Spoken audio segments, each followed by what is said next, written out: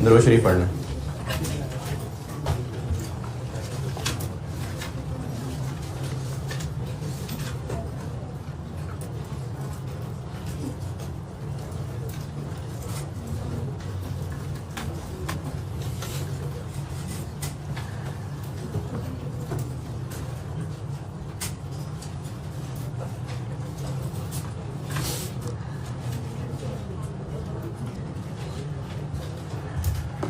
कल ledgers close किए थे और ट्रायल बैलेंस बनाया था, और ट्रायल बैलेंस में ये किया था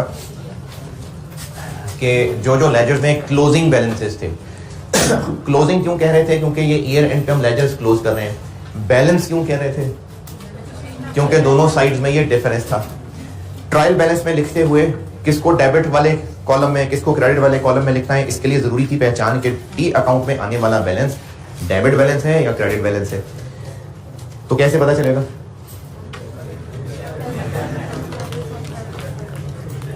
अगर एक अकाउंट में बैलेंस इस साइड पे आ रहा है तो वो डेबिट बैलेंस है, क्योंकि ये बैलेंस यहां इसलिए आ रहा है क्योंकि डेबिट साइड हैवी है, तो इसलिए ये डेबिट बैलेंस है। और किसी अकाउंट में बैलेंस इस साइड पे आ रहा है तो ये क्रेडिट बैलेंस है, क्योंकि ये बैलेंस इसलिए आ रहा है क्योंकि क्रेडिट साइड हैवी है, तो ये क्रेडिट का बचा हुआ बैलेंस है, ये क्रेडिट बैलेंस है।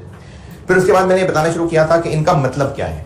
तो कल 3 मिसालों से मैंने एक कंक्लूजन ये कहा था और जो लिखने को भी कहा था कि एसेट्स ग्रुप के अकाउंट्स ट्रायल बैलेंस में दो बातें मैं कर रहा हूं। डेबिट बैलेंस आ रहा होगा और दूसरी बात वो अमाउंट शो क्या कर रही होगी, वो उस एसेट का ईयर एंड का रिमेनिंग बैलेंस बताना होगा कि ईयर एंड पे कितना एसेट है पोजीशन। जी ये आखिरी बात मैंने कल की थी, ये आखिरी वाली बात दोबारा सुने।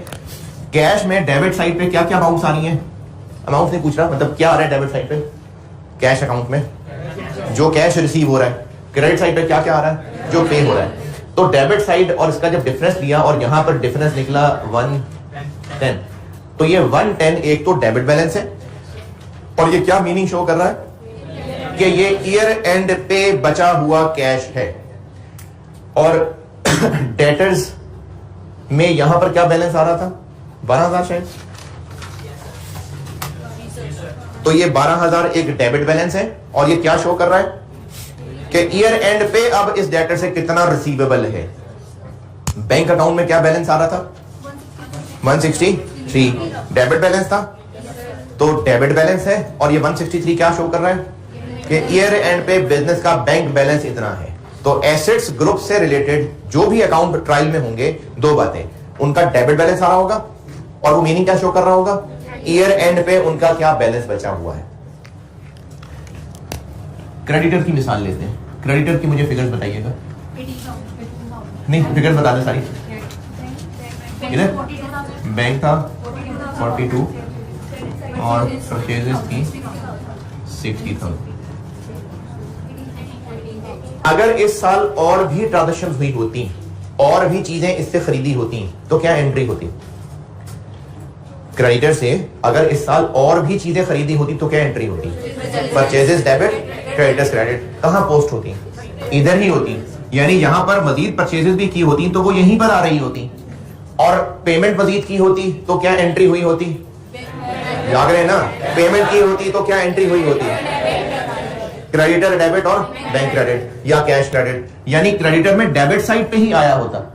और जो आपको डेबिट क्रेडिट का इंक्रीज डिक्रीज का लॉजिक बताया, रूल बताया था, वो भी ऐसे ही है कि क्रेडिटर से चीजें खरीद रहे हैं तो हमारी जिम्मेदारी और बढ़ रही है, क्रेडिट डेबिट, इसीलिए क्रेडिट होता जा रहा है। जब क्रेडिटर को पेमेंट करते जा रहे हैं तो वो हमारी लायबिलिटी बढ़ रही है, कम हो रही है, इसलिए पेमेंट डेबिट होती जा रही है। अभी मैंने मिसाल में लिखी बस ये 2 अमाउंट थी, लेकिन अगर और भी होती तो परचेजेस यहां आ रहा होता, पेमेंट्स यहां आ रहा होता। इसका जब बैलेंस लिया तो इस साइड पे आया कितना? 18,000। डेबिट बैलेंस है, क्रेडिट बैलेंस है? क्रेडिट बैलेंस है। ये 18,000 रुपया क्या शो कर रहा है कि पूरे साल में इतनी परचेजेस की हैं, इससे इतनी पेमेंट्स की हैं, फिर ईयर एंड पे इतना मजीद पेएबल है। डेटर में भी यही था, ईयर एंड पे इतना रिसीवेबल है, तो यहां भी क्या बता रहा है कि ईयर एंड पे इतना रिमेनिंग पेएबल आ रहा है। लोन था एक अकाउंट, और इसकी एक एंट्री मुझे कल एहसास हुआ, मैं इसकी एक और ट्रांजेक्शन बता देता, लेकिन चलें खैर ज़बानी बता देता हूँ। यहाँ था ये कितना, 1 लाख।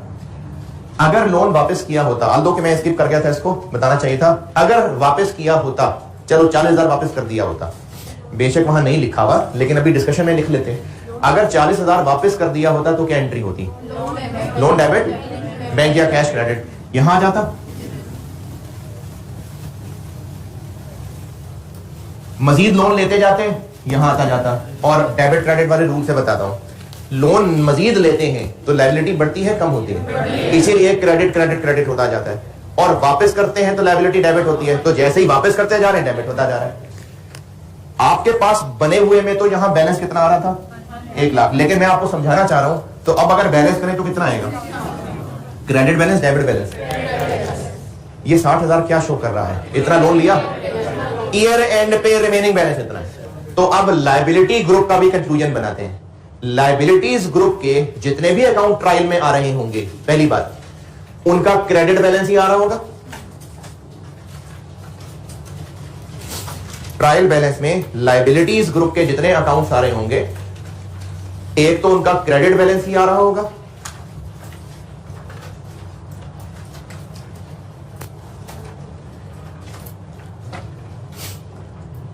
और दूसरी बात, वो अमाउंट क्या मतलब शो कर रही होगी?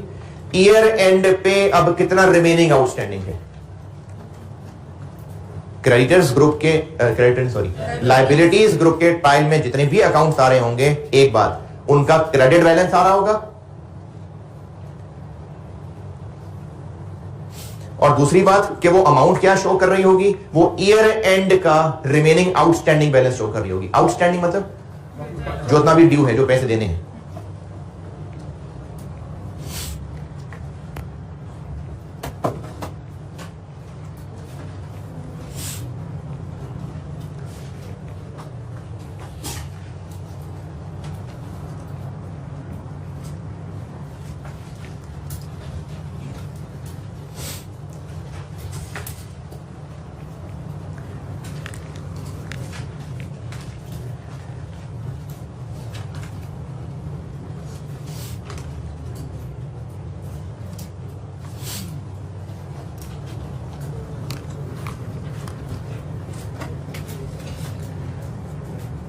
एक अकाउंट था रेंट, इसमें क्या आ रहा था? डेबिट साइड पे आ रहा था 15,000।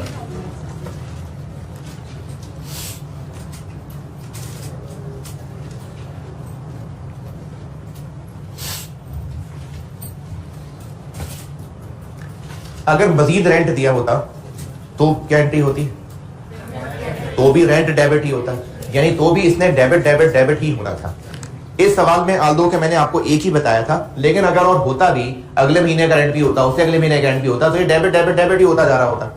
अगर हर महीने का रेंट होता तो साल में ये 12 दफा डेबिट हुआ होता।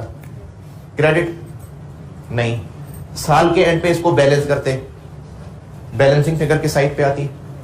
क्रेडिट साइड पे। उस मिसाल में भी आ रही है, लेकिन वो बस 15,000 ही रही है। मैं कह रहा हूं कि अगर मजीद हर महीने, मैंने तो आपको मिसाल 1 महीने की लिखाई थी ना, लेकिन डिस्कशन में सब पूरे साल की कर रहा हूं, तो अगर पूरा साल हर महीने रेंट देते जा रहे होते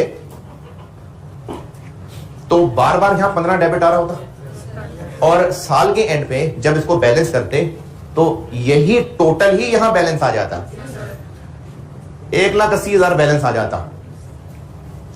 debit balance, credit balance, debit balance. ये क्या है 1,80,000 के साल के एंड पे इतना, एट एंड ऑफ ईयर, ये क्या एंड तक? पूरे साल का टोटल एक्सपेंस इतना है। ये जो इसका बैलेंस शो कर रहा है, ये total rent for the year को शो कर रहा है। एक्सपेंस ग्रुप का अकाउंट है, डेबिट बैलेंस आया, और इसका बैलेंस क्या शो कर रहा है? Total for the year. एक और देखें, परचेजेस का अकाउंट देखिएगा, कैश डेबिट था कितना? 30, फिर क्रेडिटर्स थे 60, और बस। अगर मजीद परचेजेस भी होती तो किधर लिखते? डेबिट। परचेजेस करते जाते हैं, डेबिट डेबिट डेबिट होता जाता। इस मिसाल में बैलेंस आ रहा है इस साइड पे 90, अगर और भी पूरा साल परचेजेस करते जाते तो वो सब यहीं लिखते जा रहे होते हैं ना, और एंड पे जो यहां बैलेंस आता वो उन्हीं का टोटल ही आ जाता, क्योंकि यहां और तो कुछ है ही नहीं, तो वही टोटल ही बैलेंसिंग आ जाता। ये क्या अमाउंट शो हो रही होती है कि साल के एंड पे कितनी चीजें हैं, फिर टोटल फॉर द ईयर कितनी चीजें खरीदी। अब इन दोनों में एक कॉमन बात, और अब कंक्लूजन लिखते हैं। ट्रायल बैलेंस में एक्सपेंसेस ग्रुप का, ट्रायल बैलेंस में एक्सपेंसेस ग्रुप के अकाउंट्स का डेबिट बैलेंस आ रहा होगा।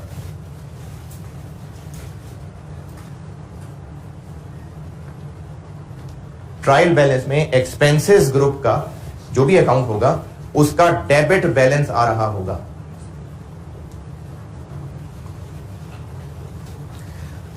और दूसरी बात, वो शो क्या कर रहा होगा, total expense for the year.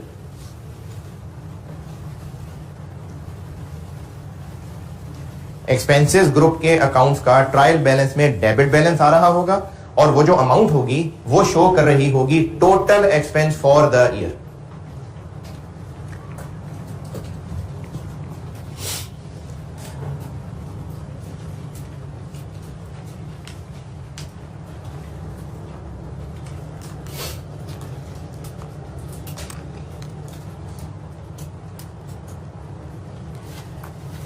अभी तक ट्रायल में हम 3 बातें लिख चुके हैं। एक मैंने कहा ट्रायल के बाद, एक मैंने कहा कि ट्रायल में जो भी एसेट ग्रुप के अकाउंट आ रहे होंगे उनका डेबिट बैलेंस आ रहा होगा, और वो मीनिंग क्या शो कर रहा होगा, ईयर एंड पे क्या रिमेनिंग बैलेंस है। दूसरी बात हमने लायबिलिटीज की लायबिलिटीज ग्रुप के जितने अकाउंट्स हैं ट्रायल में उनका क्रेडिट बैलेंस आ रहा होगा, और वो मीनिंग शो कर रहा होगा ईयर एंड पे कितना रिमेनिंग बैलेंस है। तीसरी बात मैंने की कि एक्सपेंसेस ग्रुप का ट्रायल में डेबिट बैलेंस आ रहा होगा, और वो मतलब शो कर रहा होगा total expense for the year. Sales का एक अकाउंट बना हुआ है,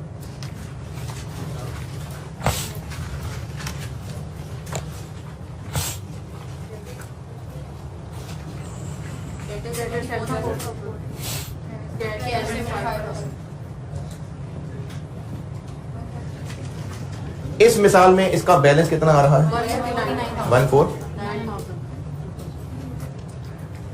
अगर पूरे साल में और सेल्स होती नहीं तो सेल्स क्रेडिट ही होती जाती ना, यानी यहीं पर लिस्ट बनती जाती, यहां कुछ ना आता, यहीं लिस्ट बनती जा रही होती, और साल के एंड पे जब इस अकाउंट को बैलेंस करते तो यही टोटल ही इस साइड पे लिख दिया जाता। ये क्या बात हो, यही टोटल साइड पे लिख दिया जाता, क्योंकि इधर जीरो है, इधर है ही कुछ नहीं, तो बैलेंसिंग फिगर कितनी होगी, वही जो इसका टोटल है, तो इस साइड पे आ जाता debit balance credit balance, credit balance. शाबाश। इनकम मैंने इस मिसाल में एक ही रखी थी, लेकिन इनकम के बारे में ये एक ही से, इतने सारी तो डिटेल बता दी, इनकम एक ही से काम चला लें।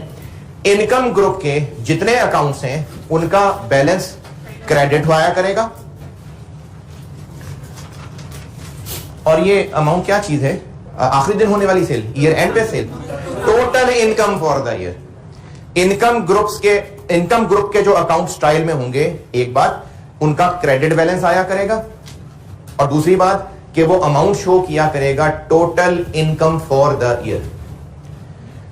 इनकम ग्रुप के जो अकाउंट्स हैं ट्रायल बैलेंस में उनका क्रेडिट बैलेंस हुआ करेगा, और मीनिंग कन्वे कर रहा होगा वो total income for the year.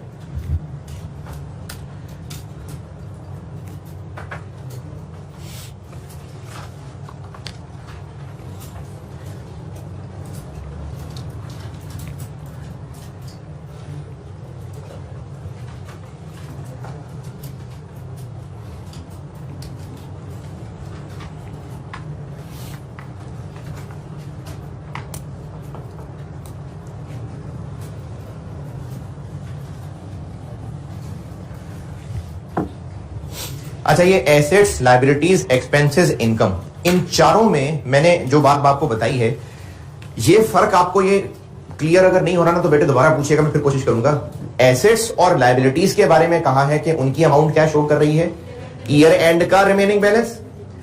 Expenses और इनकम की अमाउंट क्या शो कर रही है, टोटल फॉर द ईयर। ये फर्क है, एसेट्स और लायबिलिटीज का बैलेंस ईयर एंड पे पोजीशन बता रहा है, और एक्सपेंसेस इनकम्स का टोटल फॉर द ईयर बता रहा है।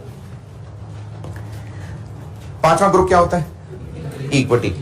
इस पांचवें ग्रुप पे ना कुछ ज्यादा बहस नहीं करेंगे क्योंकि ये उतना ज्यादा आसान नहीं है इसको भी हजम करना, इसलिए इसको बस मान लें।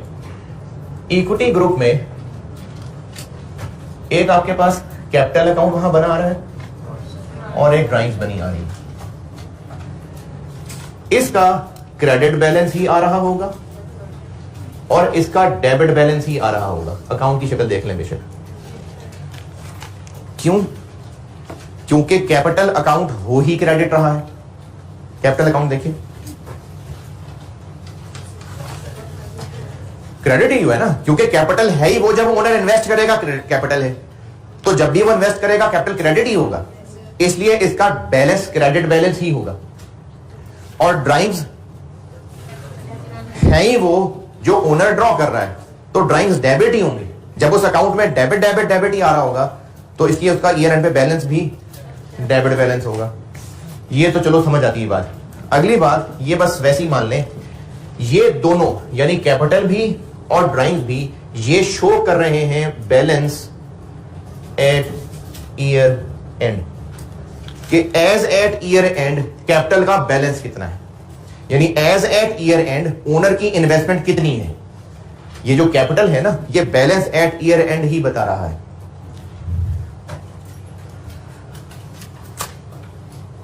मैंने आपको एसेट्स, लायबिलिटीज, इनकम्स और एक्सपेंसेस बड़ी तसल्ली से समझाए हैं, इस पे मैंने ज्यादा बात नहीं की है, ये बस ऐसे ही रख लें। अभी एक्सपेंसेस और incomes total for the year show हो रहे हैं, और एसेट्स और लायबिलिटीज का जो बैलेंस शो हो रहा है ट्रायल में, वो remaining balance at year end है।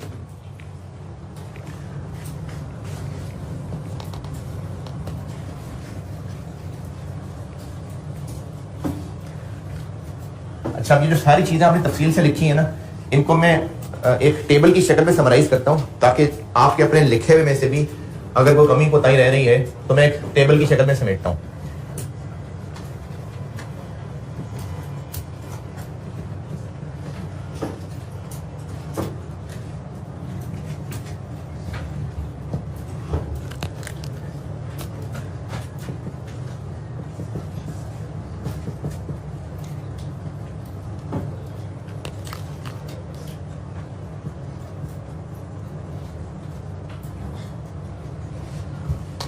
मुझे ना पूरा टेबल बनाने दीजिएगा, फिर नोट करिएगा, ताकि आपको पता चले कि मैं कितना कितना इसमें लिख रहा हूं, फिर आप उसके हिसाब से जगह देखें।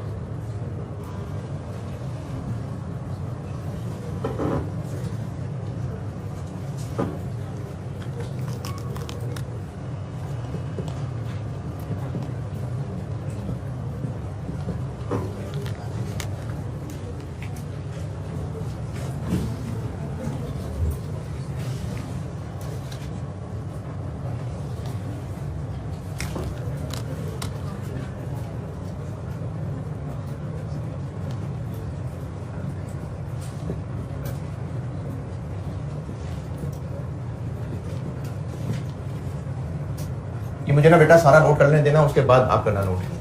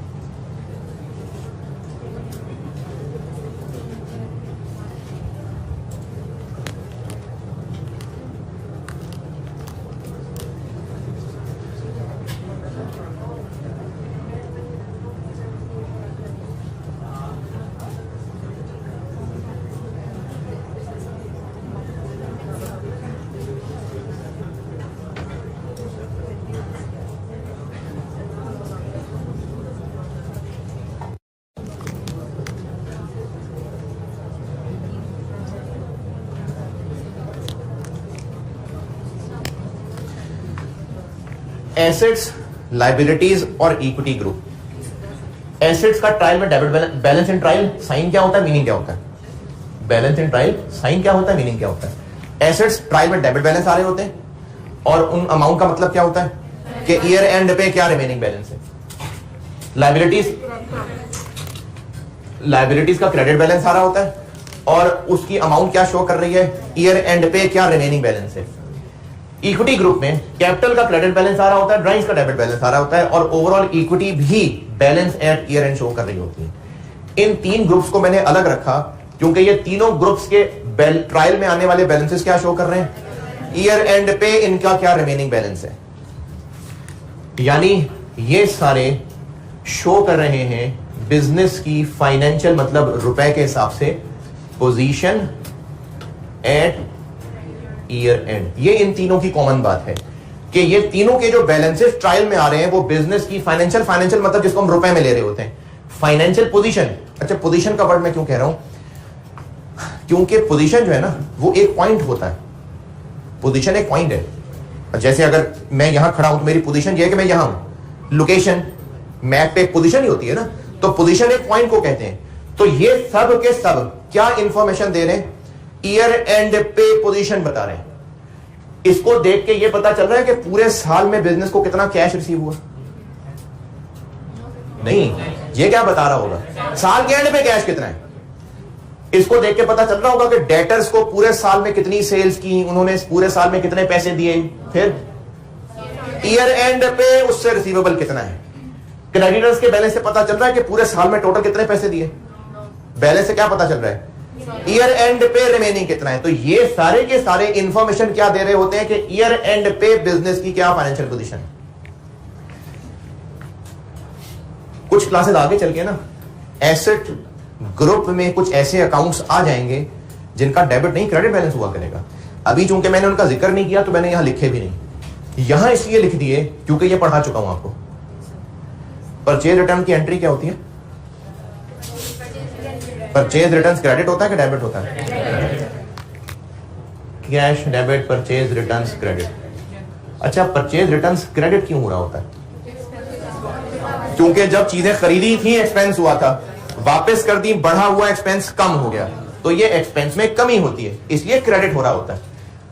परचेज रिटर्न क्रेडिट ही होता जा रहा होगा। ये मैं उधार वाले क्रेडिट की बात कर रहा हूं या डेबिट क्रेडिट वाला, डेबिट क्रेडिट। चूंकि ये क्रेडिट ही होता चला जा रहा होगा तो इसके अकाउंट में क्रेडिट क्रेडिट क्रेडिट आ रहा होगा, तो इसका बैलेंस क्या आएगा, क्रेडिट बैलेंस डेबिट बैलेंस। तो इसका क्रेडिट बैलेंस होता है। होता ये एक्सपेंसेस ग्रुप का हिस्सा है, लेकिन परचेज रिटर्न्स अकाउंट का क्रेडिट बैलेंस हुआ करता है, जबकि इसके अलावा बाकी सारे एक्सपेंसेस का डेबिट बैलेंस हुआ करता है। ये बात दोबारा, परचेज रिटर्न क्योंकि हमने अकाउंट किया ही इसलिए क्रिएट है कि ताकि चीजों की वापसी पता चले। और परचेज रिटर्न की आप पिछले पेजेस खोल के देख लीजिए, एंट्री यही की थी मैंने, है ना। ये जो आज डिस्कशन कर रहा हूं ना, ये पिछले 7-8 दिनों की मेहनत को कंक्लूड कर रहा हूं मैं, इसलिए बड़ी जरूरी बातें हैं।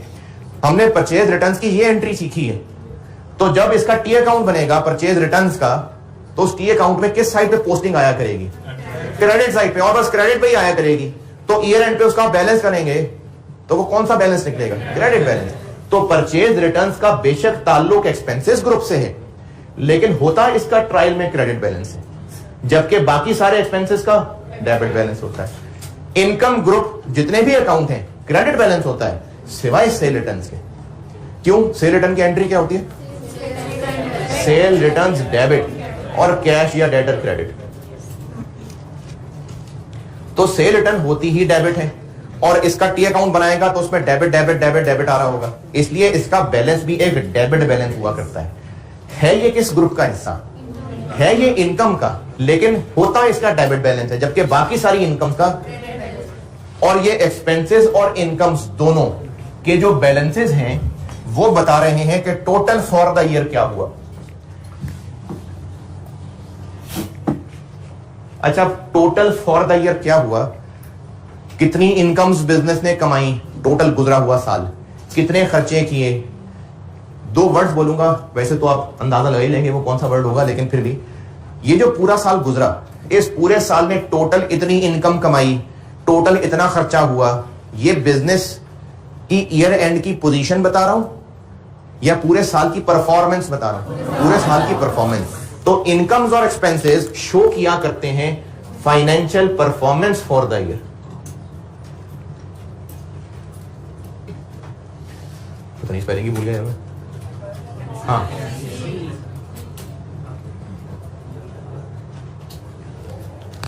तो ट्रायल बैलेंस में मौजूद इनकम्स और expenses total for the year की फिगर्स बता रहे हैं कि बिजनेस ने पूरे साल में क्या परफॉर्म किया, और एसेट्स, लायबिलिटीज और इक्विटीज ये बता रहे हैं कि ईयर एंड पे बिजनेस की पोजीशन क्या है।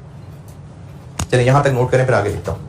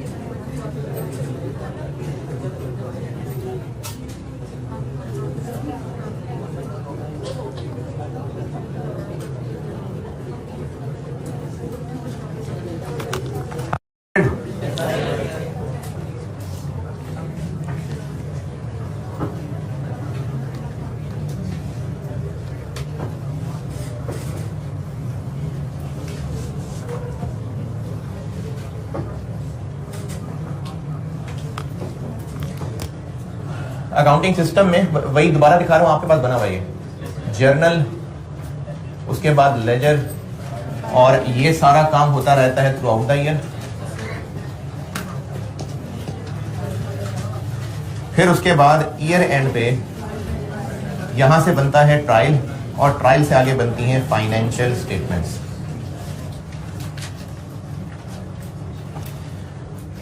सारा साल जर्नल में रिकॉर्डिंग होती रहती है, वही रिकॉर्डेड इंफॉर्मेशन अपने अपने रिस्पेक्टिव अकाउंट्स में आके क्लासिफाई होती रहती है। ये काम पूरा साल होता रहा।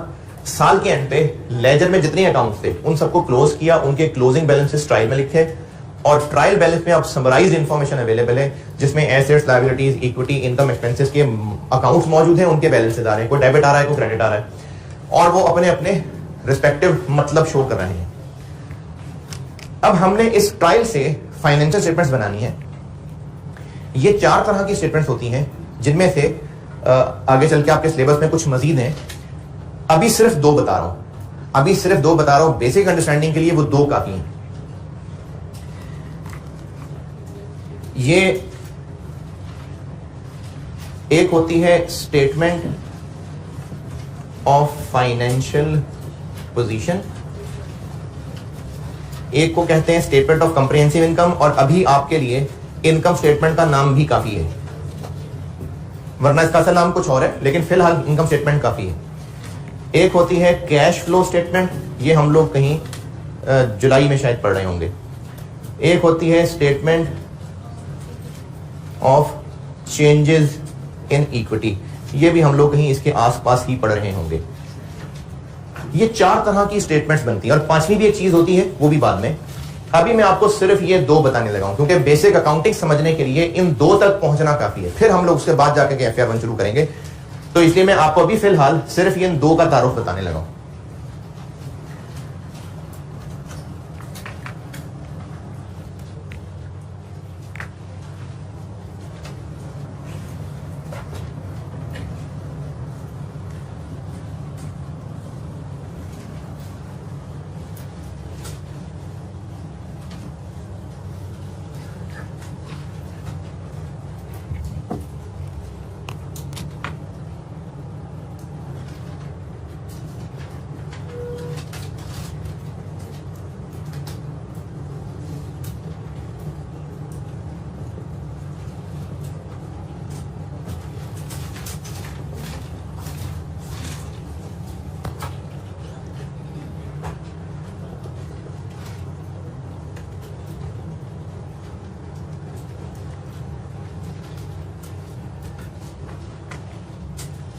ये तीनों क्या शो कर रहे हैं? बैलेंस एट ईयर एंड, यानी बिजनेस की पोजीशन। तो इनका इस्तेमाल करके बनाई जाती है स्टेटमेंट ऑफ फाइनेंशियल पोजीशन, यानी ट्रायल में इनके बैलेंसेस को उठा के स्टेटमेंट ऑफ फाइनेंशियल पोजीशन में लिख दिया जाता है। इनकम्स और एक्सपेंसेस क्या बता रहे हैं? Total performance for the year. इन दोनों को यूज करके इनकम स्टेटमेंट बनाई जाती है, यानी इनके बैलेंसेस इस रिपोर्ट में जाते हैं। एक रिपोर्ट होती है, चेक फॉर्मेट होता है, और इनके बैलेंसेस इस रिपोर्ट में डाले जाते हैं। तो अभी उन 4 स्टेटमेंट्स में से मैं आपको सिर्फ ये 2 बताने लगा, उनका नंबर फिर कहीं जाकर जुलाई में आएगा।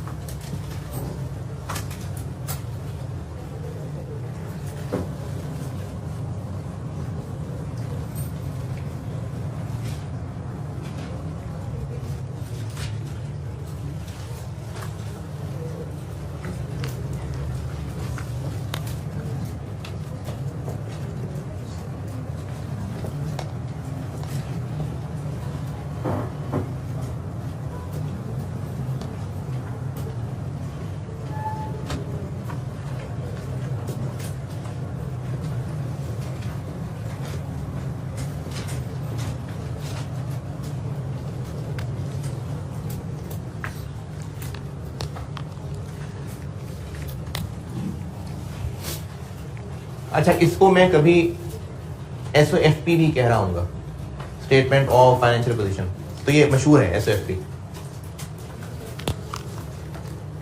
और इसको बैलेंस शीट भी कहते हैं, also called balance sheet.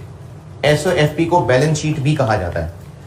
Official नाम अब स्टेटमेंट ऑफ फाइनेंशियल पोजीशन ही होता है, लेकिन बैलेंस शीट भी कहते हैं इसको, बैलेंस शीट।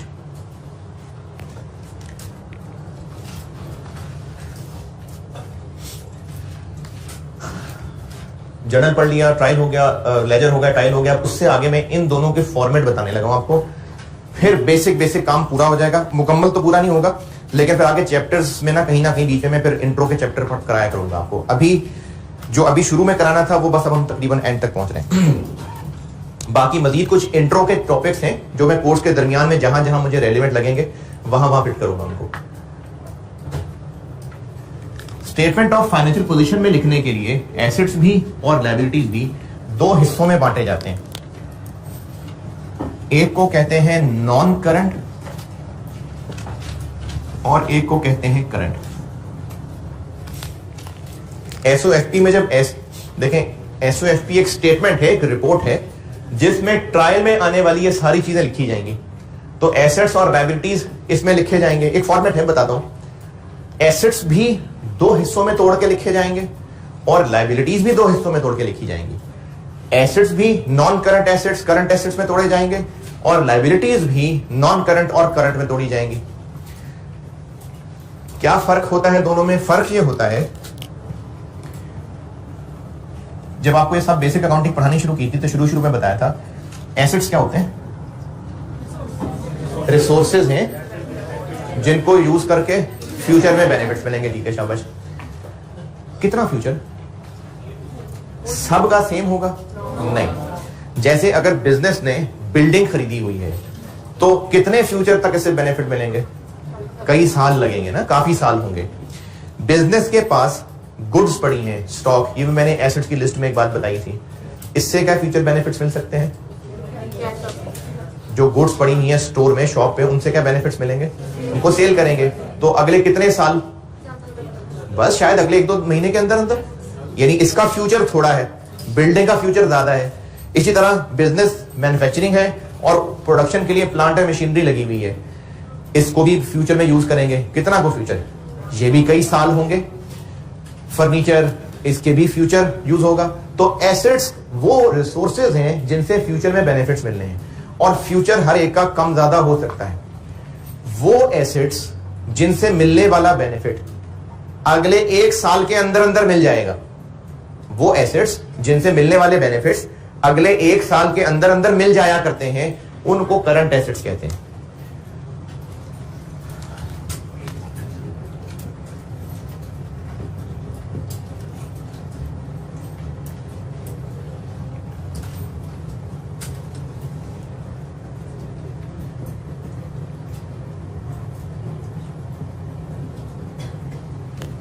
और चूंकि मैं एसेट्स लायबिलिटीज दोनों के बारे में बात कर रहा हूं, तो लायबिलिटीज क्या होती हैं? ऑब्लिगेशंस, उनको खत्म करने के लिए पे करना पड़ेगा। लायबिलिटीज भी करंट नॉन करंट हो सकती हैं। वो लायबिलिटीज जिनको अगले 1 साल के अंदर अंदर खत्म कर दिया जाएगा, वो करंट है, सेटल। दोबारा, वो एसेट्स जिनको अगले 1 साल के अंदर अंदर यूज कर लिया जाएगा, खत्म, वो करंट एसेट्स हैं। वो लायबिलिटीज जिनको अगले 1 साल के अंदर अंदर सेटल कर दिया जाएगा, वो करंट लायबिलिटीज है। क्योंकि मैं एसेट्स और लायबिलिटीज को इकट्ठे लेके चल रहा हूं, इसलिए मैंने दोनों की कंबाइंड बात कर दी। चाहे एसेट्स की बात कर रहे हो, चाहे लायबिलिटीज की बात कर रहे हो, करंट क्या है? जो अगले साल के अंदर अंदर खत्म हो जाएंगे, और जो उससे ज्यादा चलेंगे वो नॉन करंट।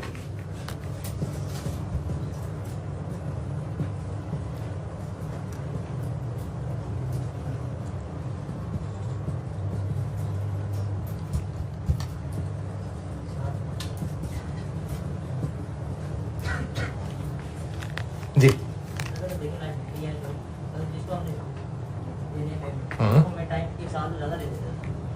नहीं, एक है कि हम पेमेंट करते करते, अच्छा कल करते हैं, अच्छा परसों करते हैं, अच्छा परसों तो करते करते साल से ऊपर निकल गया, वो और बात है। बाय नेचर हमने अगर उनको 1 साल के अंदर अंदर ही पे करना था या करने का इरादा है, वो करंट है। अगर बैंक से लोन लिया और कहा ही ये 8 साल बाद वापस करेंगे, तो वो नॉन करंट। क्रेडिटर से चीजें खरीदी हैं, कहा है अगले महीने वापस कर देंगे पैसे, वो करंट है। डेटर चीजें बेची हैं, उसने कहा है कि मैं आपको 2 महीने में पैसे दे दूंगा, डेटर ने कहा है 2 महीने के अंदर अंदर पैसे दे दूंगा, करंट है। बिल्डिंग नॉन करंट है। Plant and machinery non current है जी। हाँ जी, मतलब पूरा 1 साल एंड 31 रात शाम तक अगर खत्म हो गया तो वो करंट है। अगर अगले 1 जनवरी पे चले जाना तो नॉन करंट है। अगले 1 साल एंड होने तक ये खत्म हो गया तो करंट है। उससे आगे 1 जनवरी चलना है तो फिर नॉन करंट है। चलो अब इनके ना फॉर्मेट्स पे आते हैं। तो उसके लिए एक सवाल लिखते हैं। करने को जो ट्रायल बनाया था उससे भी काम चला सकता हूं, लेकिन उसमें चीजें थोड़ी हैं, तो भरपूर फॉर्मेट के लिए मैं आपको ज्यादा चीजें बता देता हूं। अब एक सवाल में मैं आपको ट्रायल बताने लगा हूं। इस ट्रायल से इनकम स्टेटमेंट और स्टेटमेंट ऑफ फाइनेंशियल पोजीशन बनाते हैं।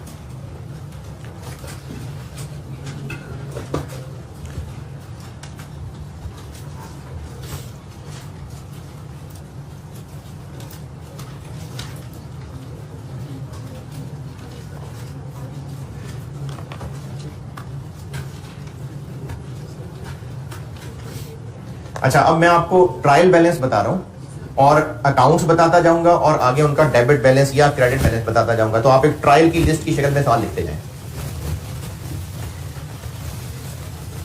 उस ट्रायल से पहले एक सलाम दुआ की अंग्रेजी की लाइन लिख लें, फॉलोइंग ट्रायल बैलेंस फॉलोइंग। अब एक सवाल करते हैं जिससे मैं आपको इनके फॉर्मेट सिखाऊंगा। जो ट्रायल खुद बनाया था परसों उससे भी बन सकता है, लेकिन उसमें चीजें थोड़ी हैं, इसलिए आपको मैं एक और ट्रायल बैलेंस बता रहा हूं जिसमें मैं ज्यादा चीजें रखूंगा, जिनमें से कुछ के नाम अभी आपको नहीं भी समझाए हुए, लेकिन फॉर्मेट समझाने की वजह से मैं वो बता दूंगा। Following trial balance relates to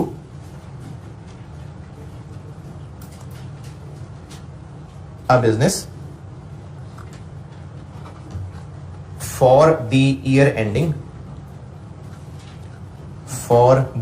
ending 31 December 2021, 31 December 2021। चलिए अब लिस्ट लिखवाता जाऊंगा और डेबिट क्रेडिट उसके आप ट्रायल की शक्ल लिखनी है अब आपने।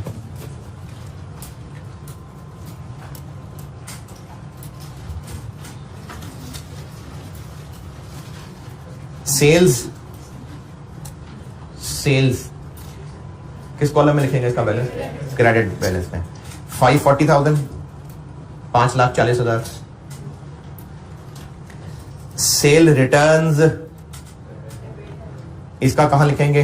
डेबिट में 25,000।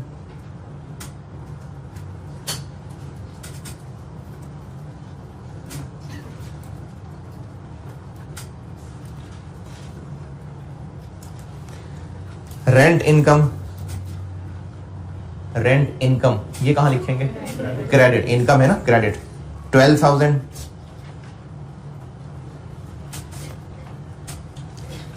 इंटरेस्ट इनकम ये कहां लिखेंगे? क्रेडिट, ठीक है, शाबाश, 15,000। परचेजेस डेबिट बैलेंस होगा इसका 250,000, 250,000 लाख। अच्छा, ये जो अभी तक 5 फिगर्स बताई हैं रिपीट कर रहा हूं। पहले मैंने सेल्स बताई है 540,000, 5,40,000 क्रेडिट। फिर मैंने सेल रिटर्न्स बताई है 25,000, 25,000, ये डेबिट कॉलम में आएगा। फिर मैंने रेंट इनकम बताई है 12,000, 12,000 रेंट इनकम है, क्रेडिट कॉलम में लिखेंगे। फिर मैंने इंटरेस्ट इनकम बताई है 15,000, 15,000, ये भी क्रेडिट कॉलम में लिखेंगे। और फिर मैंने बताई है परचेजेस, ये किस कॉलम में लिखेंगे? डेबिट कॉलम में। और इसकी अमाउंट बताई है मैंने 250,000। परचेज रिटर्न्स ये कहां लिखें? इसको लिखिए क्रेडिट कॉलम में 18,000, 18,000।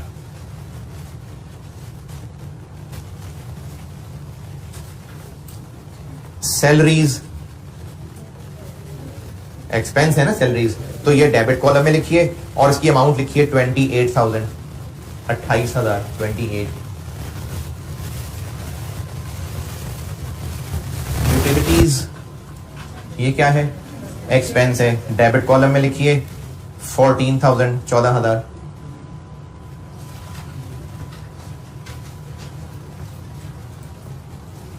Repair and maintenance, repair and maintenance कौन सा ग्रुप है? एक्सपेंस, तो डेबिट कॉलम में लिखिए 11,000।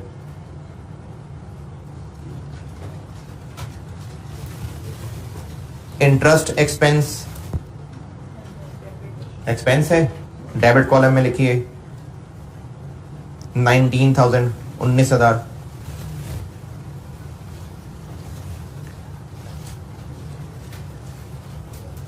Bank loan, bank loan credit balance, ये लिखिए 150,000।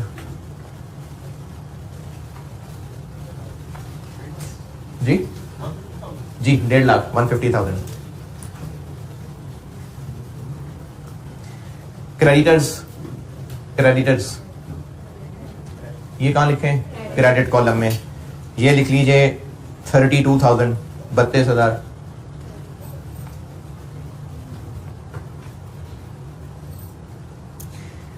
फिर लिखिए सैलरीज पेएबल, सैलरीज पेएबल, ये चीज आपको अभी सिखानी है मैंने, अभी इसमें सिर्फ नाम की हद तक तो आप पहचान लेंगे, अदरवाइज ये पेएबल और ये चीजें सिखानी है अभी। सैलरीज पेएबल ये क्या होगा? पेएबल लायबिलिटी है, कौन सा बैलेंस लिखें? क्रेडिट, ये लिख लीजिए 6,000। है जी, क्या हुआ? नहीं प्रॉफिट है, इंशाल्लाह प्रॉफिट ही है। डेटर्स, डेटर्स ये कहां लिखेंगे? डेबिट कॉलम में, ये लिख लीजिए 52,000 52,000।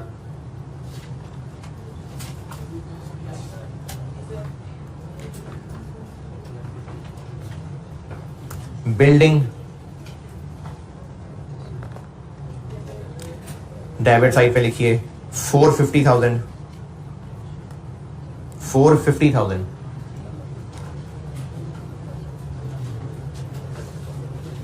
फर्नीचर लिखें, फर्नीचर,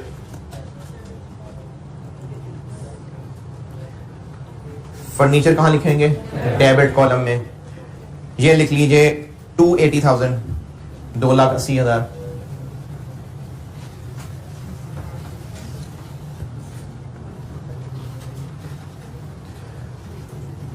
बैंक, जस्ट बैंक, ये क्या होगा?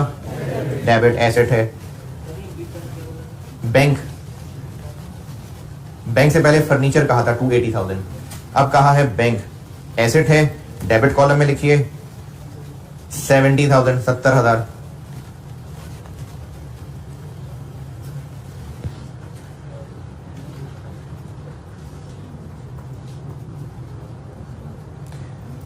ड्राइंग्स लिखिए, ड्राइंग्स ये कहां लिखेंगे? डेबिट 14,000 14,000। और नेक्स्ट लिखिए कैपिटल, ये कहां लिखेंगे? क्रेडिट 440,000 4,40,000 करिए डेबिट क्रेडिट का टोटल।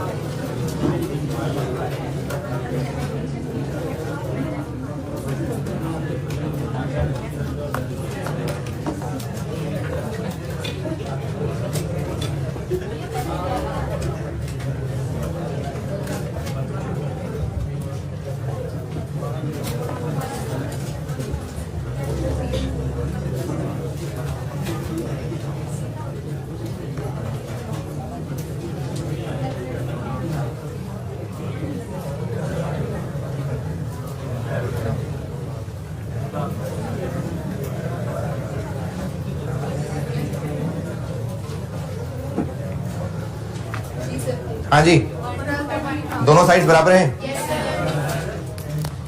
इनकम स्टेटमेंट बना रहा हूं अभी, बैलेंस शीट इंशाल्लाह कल बनाऊंगा। रिक्वायरमेंट है सवाल की इनकम स्टेटमेंट और एसओएफपी। सवाल की रिक्वायरमेंट है मुझसे इनकम स्टेटमेंट और statement of financial position. Income statement बना रहा हूं, एसओएफपी कल। ये एक स्टेटमेंट होती है, एक फॉर्मेट साइज का होता है, और बिजनेस का जो भी नाम है, मैंने तो उसमें कोई नहीं बताया, जो भी नाम है वो नाम आ जाएगा। और ये जो मैं रिपोर्ट बनाने लगा हूं ये इनकम स्टेटमेंट है, इनकम स्टेटमेंट। और इसको अक्सर ही आगे नाम भी इस्तेमाल हुआ करेगा, इसको प्रॉफिट एंड लॉस अकाउंट भी कभी कभार कहा जाता है। ये भी आगे कहीं नाम यूज होगा तो आपको पता होगा ये इनकम स्टेटमेंट की बात हो रही है। इसमें क्या क्या चीजें आनी है, इनकम्स और एक्सपेंसेस। और इनकम्स और एक्सपेंसेस के जो बैलेंसेस स्टाइल में आ रहे हैं वो क्या मीनिंग शो कर रहे हैं, टोटल फॉर द ईयर या साल के एंड की चीज, टोटल फॉर द ईयर। तो इसकी हेडिंग का हिस्सा ही होता है, हम बताते हैं कि जो इनकम स्टेटमेंट बना रहे हैं ना ये है फॉर द ईयर, और वो ईयर जो खत्म हो रहा है 31 दिसंबर 2021, ये इसकी हेडिंग होगी।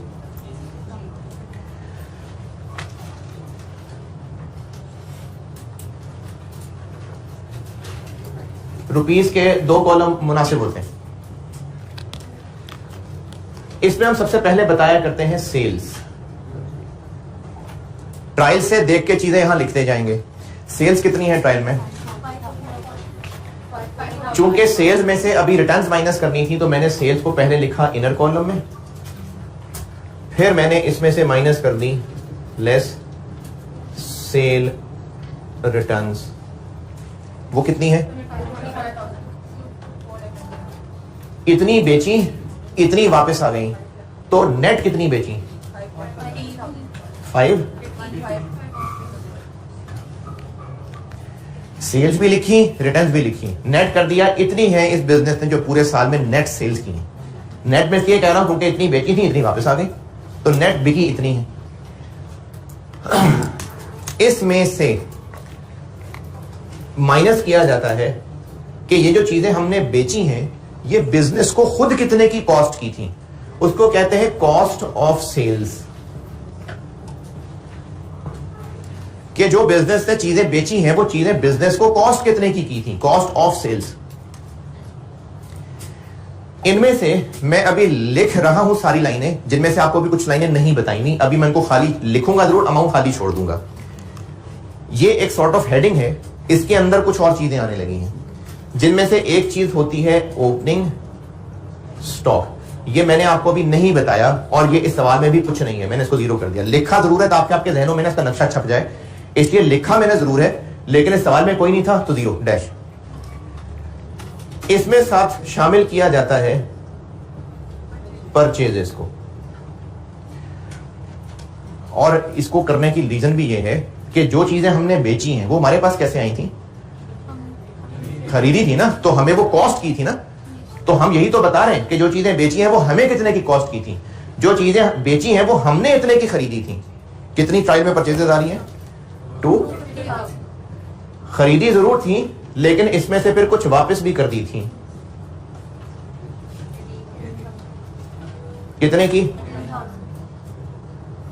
खरीदी थी लेकिन इतनी वापस कर दी थी। और इसमें से लेस, ये भी अभी कुछ नहीं समझाया, बस सिर्फ लिख रहा हूं, और इसकी अमाउंट भी मैंने कोई नहीं रखी। क्लोजिंग स्टॉक, जो इसका टोटल बना इसका, वो मैं इधर आउटर कॉलम में लिख दूंगा 2 3 2। और इसमें से ये चीज क्या होने लगी है, माइनस। ये देखें माइनस, इसमें से ये माइनस करके जो आंसर आएगा वो शो कर रहा होगा कि जो चीजें हमने बेची वो हमें इतने की कॉस्ट की थी, तो हमने उन पे कितना कमाया, जो इसका डिफरेंस है ना। जो चीजें हमने बेची हैं, कॉस्ट ऑफ सेल्स का मतलब है कि ये हमें कितने की कॉस्ट की थी, मतलब हमें कितने की पड़ी थी। तो इसमें से इतने की हमने बेची, हमें वो इतने की कॉस्ट की थी, तो डिफरेंस क्या है, क्या चीज है वो, प्रॉफिट। उसको कहते हैं, यहां ज्यादा नीचे हो जाएगा आपको नजर नहीं आएगा, यहां से आगे मैं यहां चल रहा हूं।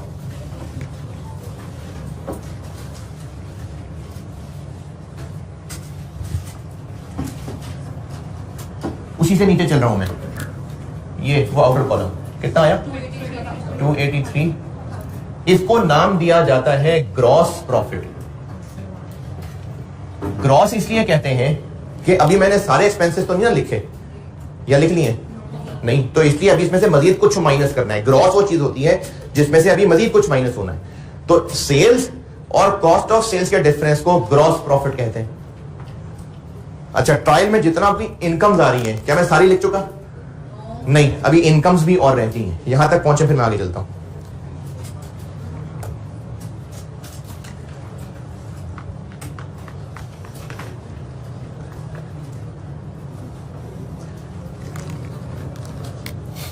बिजनेस का मेन काम क्या था?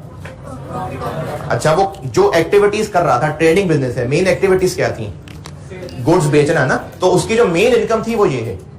अब उसके अलावा भी कुछ की छोटी मोटी इनकम्स हैं, तो हम उनको शामिल करने के लिए कह देंगे ऐड अदर इनकम्स। और भी कोई इनकम्स हैं तो वो हम यहां ऐड कह के अदर इनकम कह देंगे। ट्रायल बैलेंस में और कौन कौन सी इनकम्स आ रही हैं? एक रेंट इनकम है, कितनी? 12,000 इनर कॉलम में। और ये कितनी है? और इनको इकट्ठे करके इधर बाहर ले जाते हैं 27। अच्छा, ट्रायल बैलेंस में अब जितनी इनकम्स थी वो हम लिख चुके, सारे एक्सपेंसेस भी लिख चुके? नहीं, अभी तक सिर्फ ये वाला परचेजेस लिखा है, बाकी रहते हैं। तो उनको फिर हम अदर एक्सपेंसेस कह के, अदर भी कह सकते हैं और ऑपरेटिंग का एक वर्ड यूज होता है वो भी कह सकते हैं। अब जो जो एक्सपेंसेस रह गए वो सब यहां लिख देंगे। ट्रायल में देखिए और कौन कौन से एक्सपेंसेस रह गए।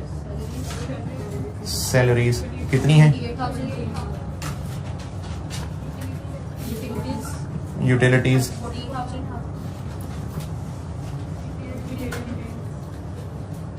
रिपेयर्स कितनी? और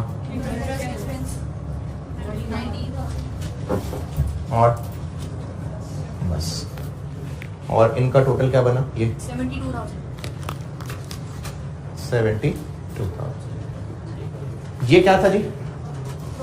कैसे बना था? सेल्स में से कॉस्ट ऑफ सेल्स माइनस करके, और बाकी भी अभी चीजें रहती थी, कुछ इनकम्स भी रहती थी, कुछ एक्सपेंसेस भी रहते थे, अब वो भी ले आए। ये प्रॉफिट है ग्रॉस, इसमें से कुछ माइनस होना है, मजीद इसमें से माइनस होना है, इसलिए इसको ग्रॉस कहते हैं। अब जो मजीद इनकम्स थी वो भी लिख ली, जो मजीद एक्सपेंसेस थे वो भी लिख लिए। ये इनकम इसमें से लेस कर दूं कि और ऐड कर दूं? ऐड, और एक्सपेंसेस लेस। अब जो फाइनल आंसर बन रहा है 238,000, इसको कहते हैं नेट प्रॉफिट। ये होती है इनकम स्टेटमेंट। ट्रायल बैलेंस में मौजूद इनकम्स और एक्सपेंसेस को इस फॉर्मेट के हिस्से में तमीज से अदब से लिखते हैं। ये सारी इनकम स्टेटमेंट है। सेल्स और कॉस्ट ऑफ सेल्स का डिफरेंस ग्रॉस प्रॉफिट है, और जब उसमें बाकी इनकम्स और बाकी एक्सपेंसेस भी शामिल कर लेंगे और फिर जो एंड आंसर आएगा वो नेट प्रॉफिट है। स्टेटमेंट ऑफ फाइनेंशियल पोजीशन इंशाल्लाह कल बनाते हैं। अल्लाह हाफिज।